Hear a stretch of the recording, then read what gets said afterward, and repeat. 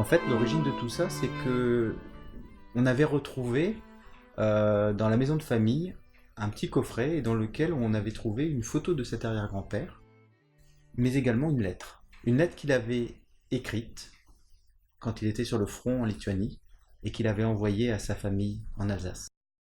Il était alsacien, mais du coup enrôlé dans l'armée allemande, puisque l'Alsace appartenait à l'Allemagne, et donc envoyé sur le front russe.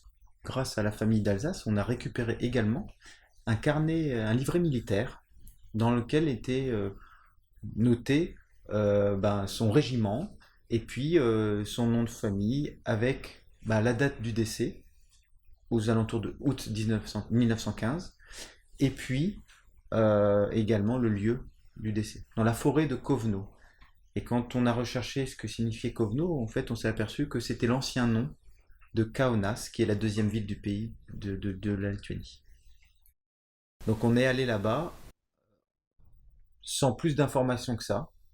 Nous sommes allés à l'office de tourisme et la jeune fille qui nous a renseignés nous a donné deux autres indications de lieux dans les environs de Kaunas.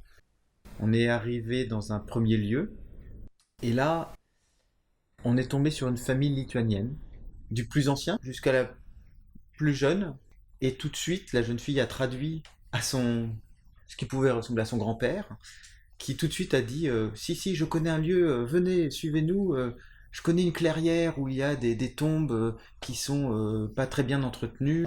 Et effectivement, nous sommes arrivés sur ce lieu, une toute petite clairière, c'était pas très très grand, et là, un ensemble de pierres tombales, de stèles. On a dû gratter un petit peu pour voir les noms qui étaient inscrits dessus. Et là, waouh, ça nous a fait quelque chose quand on a vu août 1915, on s'est dit, peut-être que là même, nous sommes en train de fouler le sol, et dessous se trouve mon arrière-grand-père.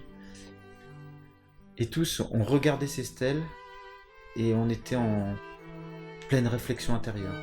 C'était vraiment un moment de... Ouais, comme une sorte de cérémonie. On se parlait même plus, il n'y avait pas de mots pour décrire ça. C'était vraiment une émotion intérieure forte. Et ouais, c'est...